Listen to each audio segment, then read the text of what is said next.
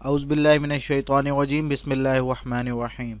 My name is Talha Najeeb और आप सबको वेलकम करता हूं अपने चैनल पे।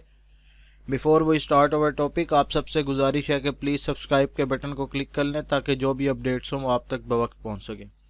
सो आज हमने न्यू चैप्टर स्टार्ट करना है जिसका नेम है किंगडम प्रोकैरियोटिक, ठीक है, यानी कि किंगडम मोनरा। हम इसके बारे में आज स्टडी करेंगे। Kingdom prokaryotic consist of the organism with the prokaryotic cell. जैसा कि नेम से इंडिकेट होता है कि प्रोकैरियोट का किंगडम है, तो इसमें सिर्फ वही ऑर्गेनिज्म होंगे जिसके अंदर प्रोकैरियोटिक सेल हो, ठीक है। In the Greek word pro means the before and the कैरियोन mean the nucleus. ये जो प्रोकैरियोटिक वर्ड है ये ग्रीक वर्ड से, दो ग्रीक वर्ड से मिलकर बना है। नंबर फर्स्ट जो ग्रीक वर्ड है उसका नाम है प्रो जिसका मतलब होता है बिफोर, और कैरियोन का मतलब होता है न्यूक्लियस।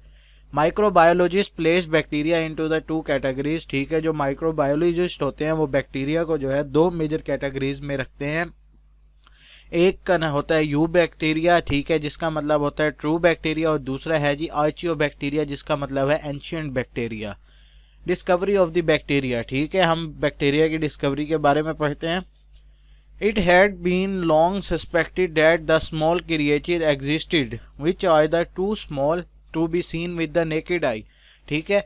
ये माना जाता था कि जो एक स्मॉल क्रिएचर यानी कि छोटे छोटे जानदार जो हैं वो एग्जिस्ट करते हैं, और वो इतने छोटे हैं कि खुली आंखों से देख सकते हैं। अगर हम उनको आंखें खोल के देखें तो हमें नजर आ सकता है ह्यूमन आई को। But their discovery was link to the invention of the microscope. लेकिन जो उनकी डिस्कवरी है वो किसके साथ लिंक है? वो माइक्रोस्कोप की इन्वेंशन के साथ लिंक है। अ डच साइंटिस्ट, ठीक है, एक डच साइंटिस्ट है जिसका नाम था एंटोनी वैन, ठीक है, Antonie van Leeuwenhoek was the first to report the microbe such as the bacteria and the protozoa. ये पहला डच साइंटिस्ट था जिसने क्या किया था? प्रोटोजोआ और बैक्टीरिया के बारे में बताया था। He used a simple microscope to describe the bacteria protozoa with the accurate drawing and the descriptions called the small creature as the animalcules, ठीक है। इसने क्या किया था? एक सिंपल माइक्रोस्कोप को यूज किया था, ठीक है, और डिस्क्राइब किया था किस चीज को? बैक्टीरिया को और प्रोटोजोआ को, और इनके साथ साथ उसने इनकी ड्राइंग्स भी बनाई थी और डिस्क्रिप्शंस भी हमें दिया था, ठीक है। और इन्होंने इसने जो छोटे छोटे जो है ना क्रिएचर, इसको नेम दिया था एनिमल्क्यूल्स का।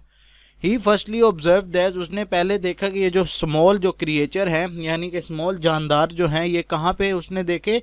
रेन वाटर, बारिश के पानी में देखे। Then confirm these in the saliva, उसके बाद इसने उन्हें थूक में देखे, सलाइवा में देखे, विनीगर सिरके में देखे, इन्फ्यूजन एंड अदर सब्सटेंसेस, और बहुत से सब्सटेंसेस में उसने नोट किया। The progress in understanding the nature and the importance of these tiny organisms has been slow, ठीक है। उसके बारे में इसकी स्टडी के ऊपर जो प्रोग्रेस की गई और इसकी इम्पोर्टेंस या इसके हार्म इफेक्ट्स के बारे में जो जाना गया वो काफ़ी स्लो डिस्कवरी की गई, ठीक है। The existence of the microbes was further confirm by the Louis Pasteur work. उसके बाद जो माइक्रोब्स हैं उनकी एग्जिस्टेंस किसने हमें बताई थी? वो ल्यूइस पास्चर ने जो वर्क किया था उसकी वजह से हमें उनकी एग्जिस्टेंस मालूम हुई। Pasteur went on making many discoveries in the field of the microbiology and the medicine. हम जहाँ पे भी माइक्रोबायोलॉजी या बायोलॉजी में जहाँ भी हम कोई चीज़ स्टडी करेंगे वहाँ पे तकरीबन ल्यूइस पास्चर का नाम ज़रूर आता है। वो क्यों आता है? कि उसने जो बायोलॉजी की फील्ड के अंदर बहुत सी इन्वेंशंस की थी और मेडिसिन्स भी बनाई थी, काफ़ी डिस्कवरीज की थी।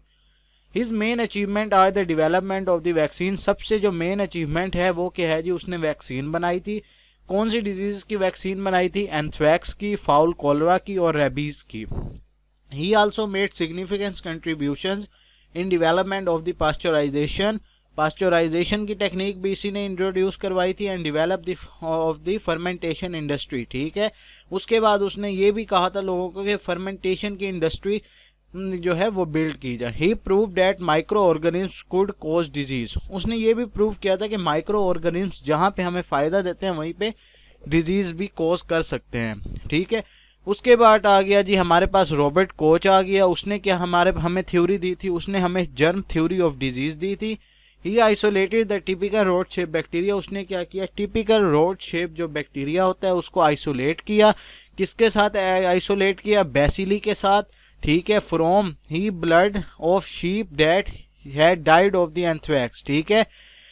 किससे किया उसके साथ, उसने जो है एक शीप जो थी वो एंथ्रेक्स डिजीज से की वजह से मर गई थी, तो उसने उस शीप का ब्लड लिया और उसके साथ क्या किया, आइसोलेट किया। उसके बाद उसने डिस्कवर किया कि बैक्टीरिया जो है वो ट्यूबरकुलोसिस और कोलरा जो है उसका बाइस बनती हैं। यानी कि जो ट्यूबरक्यूलोसिस है या कोलरा डिजीज है वो किसकी वजह से होता है, बैक्टीरिया की वजह से। ही फॉर्मुलेटेड 4 पोस्टुलेट्स, उसने हमें 4 पोस्टुलेट्स बताए। ठीक है, ये पोस्टुलेट्स इंपॉर्टेंट हैं, शॉर्ट क्वेश्चंस में काफी पूछते हैं। Which are main pillar of the germ theory. ठीक है, जर्म थ्योरी के जो पोस्टुलेट्स हैं वो 4 हैं और उसके बगैर जर्म थ्योरी ऐसे समझे कुछ नहीं है। वो पोस्टुलेट्स क्या हैं, ये अक्सर शॉर्ट क्वेश्चन भी आ जाता है, वो हम स्टडी करते हैं।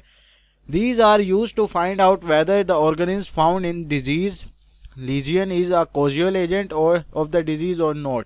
ठीक है, इन पोस्टुलेट से हमें क्या पता लगता है कि ये जो ऑर्गेनिज्म है डिजीज के अंदर, इन्होंने ये डिजीज कोज की है या नहीं की। ठीक है, नंबर फर्स्ट क्या है हमारे पास point, a specific organism can always found in association with the given disease. ठीक है, जो भी डिजीज होगी उसके अंदर एक स्पेसिफिक ऑर्गेनिज्म जो है वो जरूर होगा।